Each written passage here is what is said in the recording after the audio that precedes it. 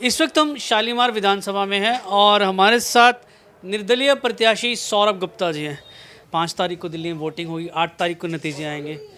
क्या क्या समस्याएं हैं, क्या मुद्दे हैं जिनको लेकर आप जनता के बीच जा रहे हैं? एक तो आपके सभी दर्शकों को मेरा नमस्कार और आपके सभी दर्शकों के माध्यम से मैं शालीमार बाग और दिल्ली में सभी जहाँ जहाँ चुनाव हो रहे हैं, मैं आपको एक अपील करना चाहूँगा, आने वाली 5 तारीख को वोट ज़रूर दें। वोट देना हमारा मैंडेटरी एक अधिकार होता है, तो वोट ज़रूर दें, आप जिस मर्जी को देना चाहें। और शालीमार बाग के सर कुछ लोकल मुद्दे हैं। मैं पिछले 10 सालों से आम आदमी पार्टी का वॉलंटियर रहा हूँ, बड़े बड़े पदों पर रहा हूँ। मेरा रीज़न यही है इस बार निर्दलीय चुनाव लड़ने का कि कुछ चीज़ें ऐसी थी जो पिछले 2-2.5 सालों से खासकर शालीमार बाग और वार्ड नंबर 55 में नहीं हो रही थी। तो हम उन चीज़ों को सुधारना चाह रहे थे, उन चीज़ों को बदलाव करना चाह रहे थे, तो ये रीज़न था कि मैं चुनाव लड़ रहा हूँ।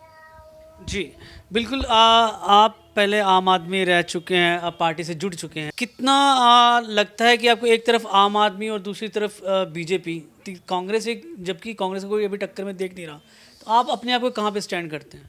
सर देखिए, ये दोनों ही पार्टियां यहाँ पे सिरे से इसलिए लोग इनको पसंद नहीं कर रहे हैं क्योंकि 10 साल से यहाँ पे झाड़ू का मतलब आम आदमी पार्टी का शासन था, और जो यहाँ की लोकल विधायक हैं पिछले 10 सालों से, उन्होंने पिछले 2-2.5 सालों में कुछ काम नहीं किए हैं, मतलब पब्लिक के बीच में नहीं रही हैं।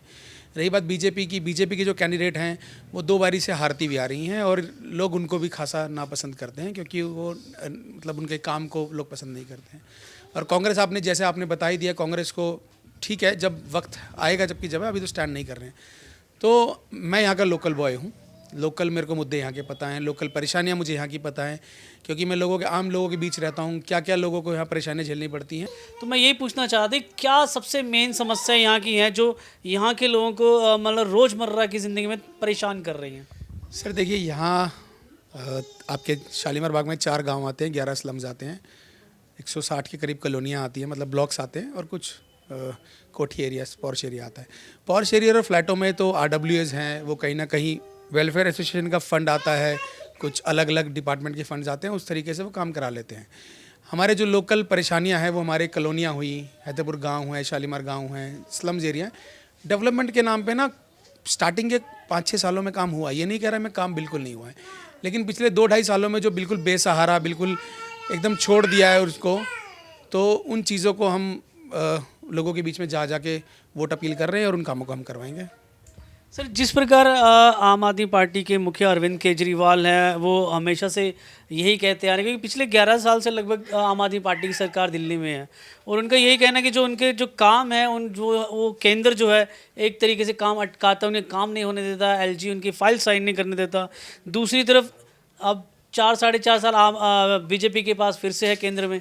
तो क्या लगता है इस बार जनता देगी उनको मौका, या फिर आप जैसे जो जुझारू नेता जो लोकल यहाँ के हैं, जो मुद्दे समझते हैं, उनको वोट करें? सर बहुत सिंपल सी एक बात समझाना चाहता हूँ मैं आप सभी लोगों को। स्टेट की पॉलिसीज़ अलग होती हैं, वो स्टेट की पॉलिसी में सरकार कोई बनाए, चाहे वो आम आदमी पार्टी बनाए चाहे बीजेपी बनाए, उसका फ़ायदा हर किसी आदमी को होता है। ये नहीं है कि वहाँ पे स्पेसिफाई है कि इस आदमी ने झाड़ू को वोट नहीं दिया और बीजेपी की सरकार बनी तो उसको वो नहीं मिलेगी पॉलिसीज़। हम ये कहना चाह रहे हैं यहाँ की जनता से कि हम लोगों यहाँ के बीच में, आपके बीच में है, यहाँ के जो काम हैं वो हम कराएंगे। स्टेट की पॉलिसी है वो तो डायरेक्टली आपको इनका फ़ायदा मिलेगा ही मिलेगा।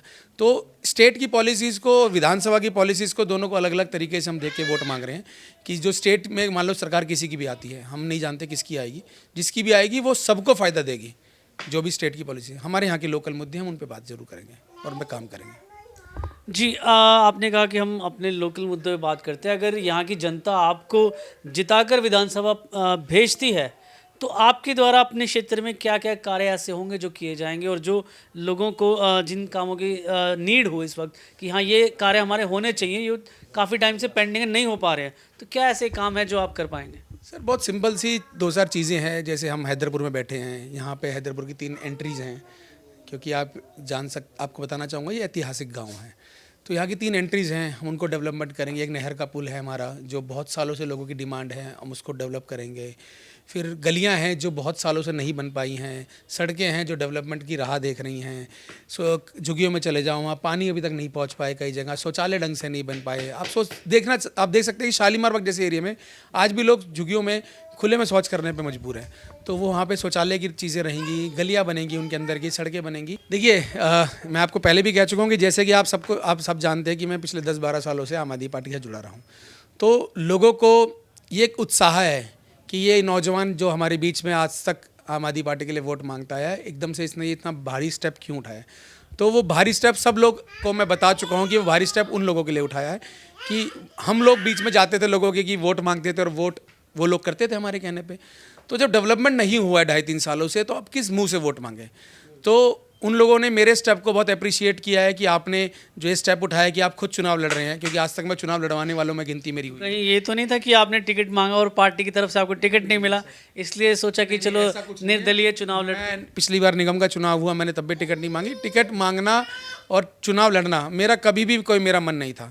ये इस बार यहाँ के लोगों ने, मेरे कार्यकर्ताओं ने जिद समझिए या हक समझिए उनका कि वो किया है, तो हम उस जिद और उस हक को और उनके जज्बे को हम सलाम करेंगे और ज़रूर कुछ नया बदलाव करके देंगे आपको। मतलब आपके लोगों का विश्वास है कि अगर सौरभ गुप्ता जी हमारे विधायक बनते तो हमारे क्षेत्र का अच्छे से विकास रख पाएंगे। सर 10 सालों से सरकार से जुड़े हुए सारे काम देख रहा था मैं। सड़कें कैसे बनती हैं, कौन सा डिपार्टमेंट पास करता है, किस किस चीज़ों में परेशानियाँ कैसे कैसे फाइलों की आती है, तो वो भली भांति मैं जानता हूँ, चीज़ों को करवा रहा हूँ।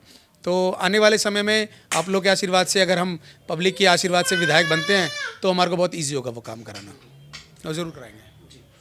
तो ये थे सौरभ गुप्ता जी, जो कि निर्दलीय प्रत्याशी हैं शालीमार विधानसभा से, जिन्होंने बेबाक तरीके से अपनी राय और अपनी बात रखी, किस तरीके से अगर यहाँ की जनता उनको वोट करती है और उनको जिताकर विधानसभा पहुँचाते तो यहाँ के जो मेन मुद्दे हैं उनके बारे में उन्होंने बताया कि वो जो समस्याएं हैं वो उनकी तरफ से दूर करने का जो है प्रयास किया जाएगा। कैमरामैन गोगी के साथ वरुण कौशल, दिव्य दिल्ली न्यूज़, दिल्ली। ताज़ा तरीन खबरों को जानने के लिए अभी टाइप करें दिव्य दिल्ली न्यूज़, नीचे दिए गए सब्सक्राइब बटन को दबाएं और नोटिफिकेशन के लिए दिए गए बेल आइकन को क्लिक करें। हमारे वीडियोस को लाइक, शेयर और कमेंट करना ना भूलें।